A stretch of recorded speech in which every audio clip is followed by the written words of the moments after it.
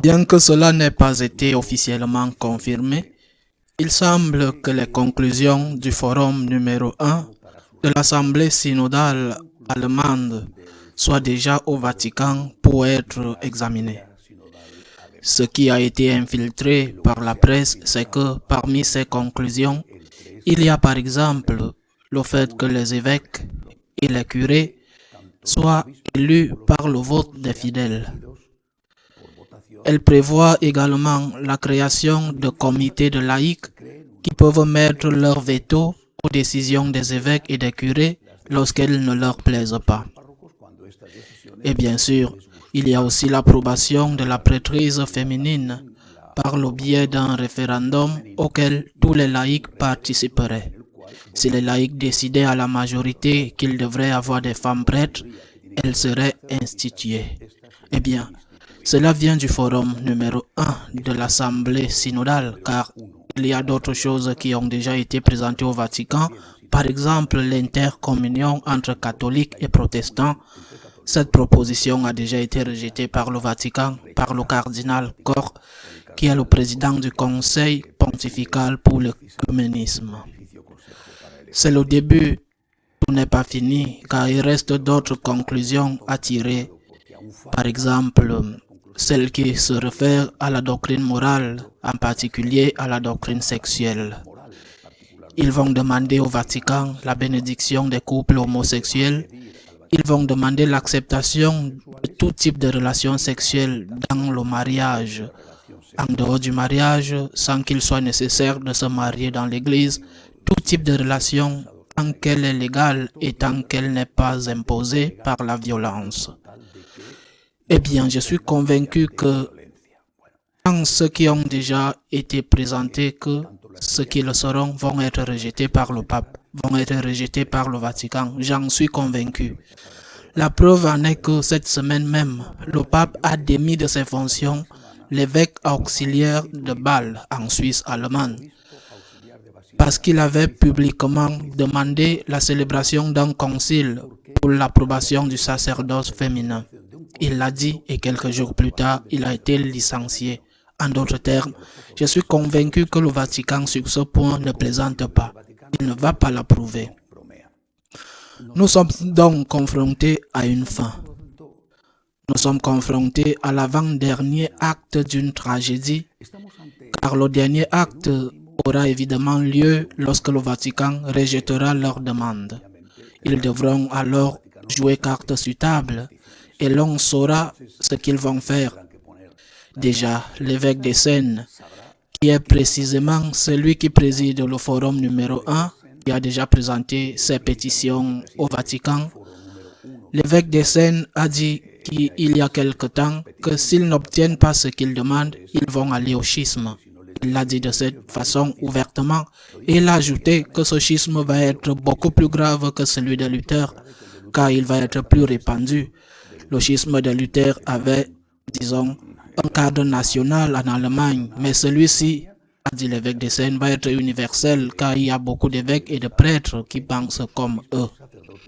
Eh bien, nous verrons si cela se produit ou non, mais en tout cas, nous sommes en train de jouer l'avant-dernier acte d'une tragédie.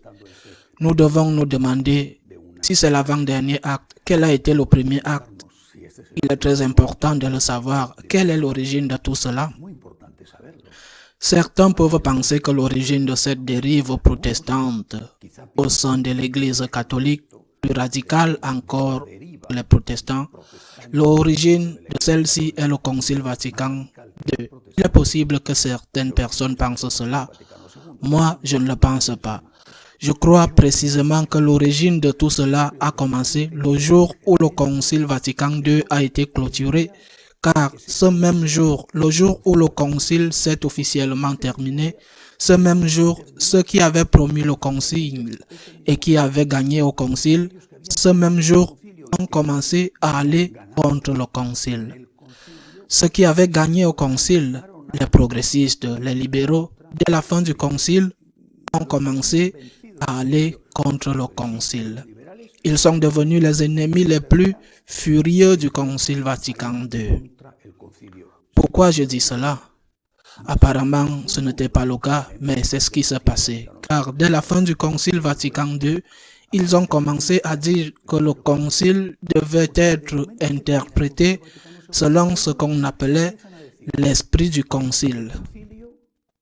Une chose ambiguë, une chose indéfinie, une chose non écrite, l'esprit du Concile. Mais qui était l'interprétation du Concile en rupture, en discontinuité avec les 2000 ans précédents de l'histoire de l'Église, y compris la parole de Dieu. Pour cela, je le répète, ceux qui avaient triomphé, ceux de l'esprit du Concile, le Concile ne leur suffisait pas.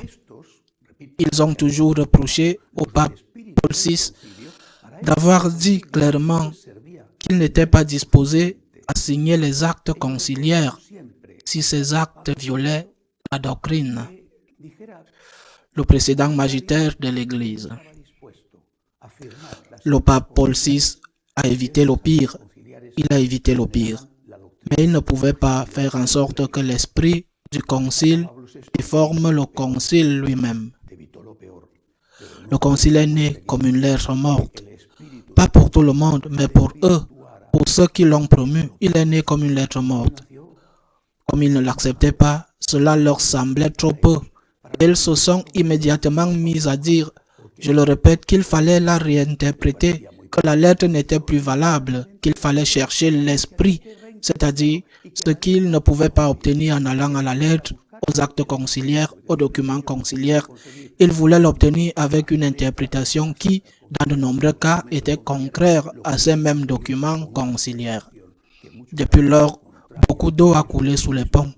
Et nous avons vu comment cet esprit du concile a fait son chemin et il a gagné en intensité et aussi chez les personnes qui y participent consciemment ou inconsciemment.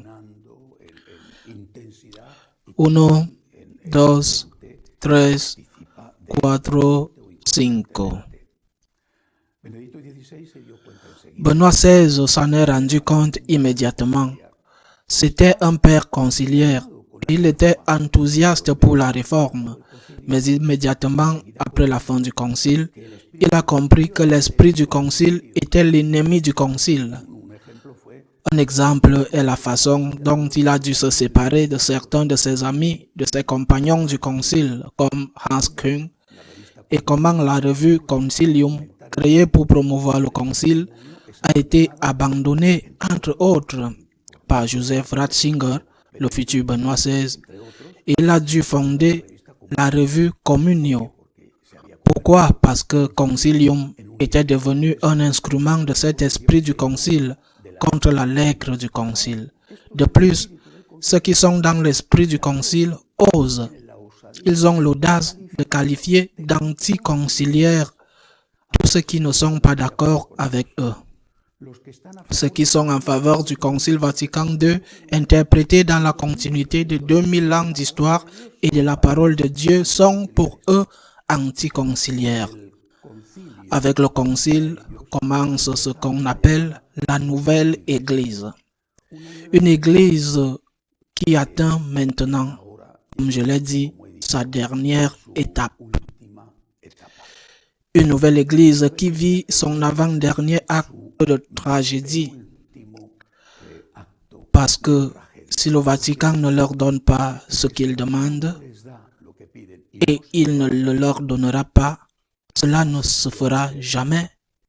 Alors, cette nouvelle Église, ou bien partira, il y aura un schisme, ils l'ont déjà annoncé, il y aura un schisme, et elles deviendront une secte de plus. Eh bien, disons qu'avec tout ce que les autres communautés ecclésiales ont déjà, soit il y a un schisme, soit elle reste dans l'Église catholique, mais en acceptant cette doctrine, qui est la doctrine de 2000 ans, et bien sûr la doctrine du concile telle que le concile est écrit. Mais ce synode allemand est terminé, parce que nous ne pouvons pas encourager en permanence les gens sur un chemin qui, plus tard, au moment de la vérité, ne peut être suivi. Nous sommes à la fin d'un triste et très douloureux voyage. Nous sommes face à la fin, c'est la partie positive. La bonne chose, c'est que cela touche à sa fin. Cela, éventuellement, dans le reste de l'année, nous verrons comment le Vatican se prononce et nous verrons comment ils réagissent. Mais deux églises, comme celles que nous vivons depuis 70 ans ou 60 ans, deux églises qui vivent et qui se disent catholiques ne peuvent plus exister ensemble.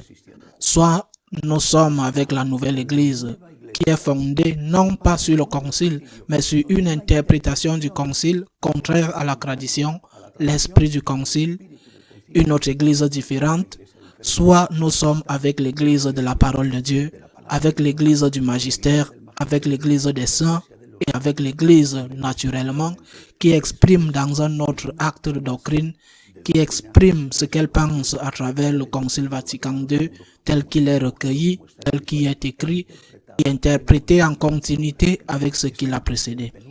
Heureusement, nous sommes à l'avant-dernier acte et il est temps qu'il y ait une unité visible dans l'Église catholique, une unité qui nous enseigne et nous aide à servir davantage Jésus-Christ et à évangéliser. À la semaine prochaine, si Dieu le veut.